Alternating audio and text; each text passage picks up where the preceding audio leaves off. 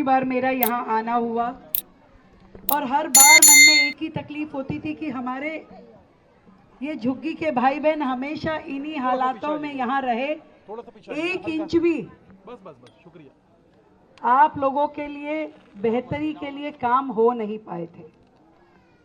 मैं हमेशा देखती थी खुले में बहनें नहाने जाती थी, टॉयलेट भी बहुत बुरी हालत में, ना कोई खेलने का बच्चों के लिए ग्राउंड, ना कोई सुविधा, भीड़ी भीड़ी गलियां, नाली खड़ंजा नहीं।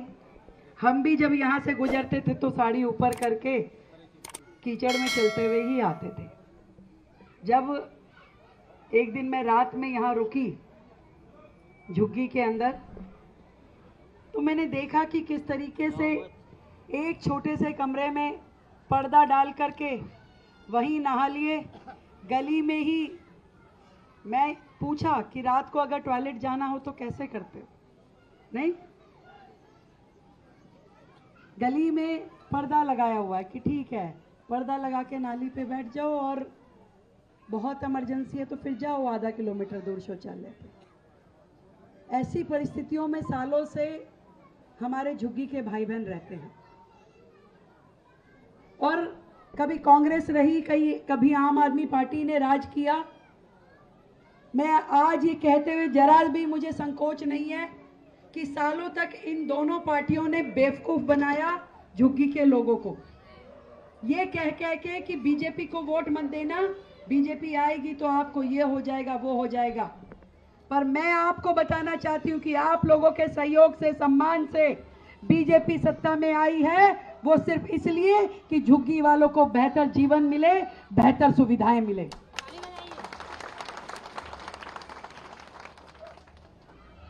ये जो आप लोग 40-40 साल से यहां रहते हैं बिना सुविधाओं के, मैं आज आपको राज्य की मुख्यमंत्री होने के नाते भी बताना चाहती हूं, केवल शालीमार बाग की विधायक होने के नाते नहीं, एक एक झुग्गी वासी जो यहां वर्षों से रह रहे हैं।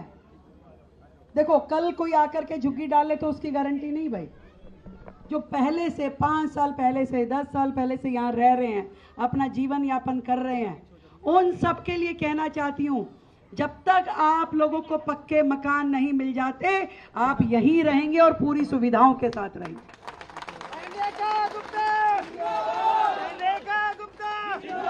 आज हमने यहाँ पे 20 नए टॉयलेट ब्लॉक और 6 स्नान घर, ऐसे स्नान घर जहां हमारी बहन बेटियां आकर के अपने सम्मानजनक तरीके से नहा सके। गली के कोने पर पर्दा ढक के नहाने की आवश्यकता नहीं है। अब आपकी ये बहन आपके राज्य में संरक्षक के नाते, मुख्यमंत्री के नाते आपके साथ है। मेरे शहर की एक भी बहन बेटी को खुले में नहाने की जरूरत नहीं है। सारी नालियां खड़ंजे बनाए जाएंगे, एक एक नाली खड़ंजे, पूरी तरीके से लाइटें लगेंगी। और आपको ध्यान है पीछे भी हमने पूरी झुग्गियों में हर खंबे पे लाइट लगाई थी, जबकि उस समय की वर्तमान की विधायक ने बहुत विरोध किया था, तो भी हमने लाइटें लगाई थी, हजारों लाइटें लगाई थी कि एक भी गली में अंधेरा नहीं होना चाहिए, सुनसान नहीं होनी चाहिए। हमारे बच्चों के लिए बेहतर पार्क की सुविधाएं हो, जहां झूले हो हमारे बच्चे झूला झूल सके, उनके लिए भी सुविधाएं होनी चाहिए। ये काम, इसको कराने की जिम्मेदारी मेरी है और मैं आपको करा के दूंगी। पहली बार दिल्ली में ऐसी सरकार आई है जिन्होंने अपने बजट में अलग से झुग्गी वालों के लिए 700 करोड़ रुपए का बजट रखा है। 700 करोड़ रुपए का पहली बार किसी सरकार ने नहीं रखा, ना केजरीवाल ने, ना शीला दीक्षित ने, कि यहाँ की दिल्ली में जितनी झुग्गियां हैं उनकी नाली खड़ंजा बनाने के लिए, उनके शौचालय ठीक करने के लिए, उनमें स्नान घर बनाने के लिए, शिशु वाटिका, बस्ती विकास केंद्र बनाने के लिए ये फंड रखा गया है। और हमारे सीओ महोदय यहाँ पे हैं, रुपेश ठाकुर जी, मैंने उन्हें कह दिया है कि 1 रुपया भी बचना नहीं चाहिए, जो चाहिए फालतू और मेरे से ले लेना। पर एक झुग्गी में भी बिना सुविधाओं के लोग नहीं रहेंगे। जो वीडियो रील पे आजकल रील चल रही है व्हाट्सएप ग्रुप पे कि भाई ये झुग्गी टूट गई, ये झुग्गी टूट गई, मैं उसकी सच्चाई भी बताना चाहती हूँ 3 केस मूर्तियां दिखाए जा रहे हैं। एक जो वजीरपुर की फाटक पे है, भाई जो बिल्कुल ही अगर रेलवे लाइन पे आ जाएगा और रेलवे लोग कहेंगे कि भाई हमें सिग्नल नहीं दिखता 3-3 मंजिला मकान से, तो उसकी जिम्मेवारी थोड़ी ना सरकार लेगी। कल को कोई एक्सीडेंट हो जाए, किसी का जान चला जाए, तो किसकी जिम्मेदारी होगी भाई? किसने कहा है कि रेलवे लाइन पे जाके बसो? बिल्कुल रेलवे से सटा करके यदि उसमें डीडीए या रेलवे एक्शन लेती है तो सरकार कुछ नहीं कर सकती भाई। हम चाहते हैं हमारे नागरिकों की जान की सुविधा रहे। सड़क पे बच्चा घूमेगा, रेलवे लाइन पे बच्चा घूमेगा, ट्रेन चढ़ गई, कौन जिम्मेदार है भाई? इसलिए वो उस पे एक्शन हुआ जो केवल और केवल रेलवे लाइन के पास में थी।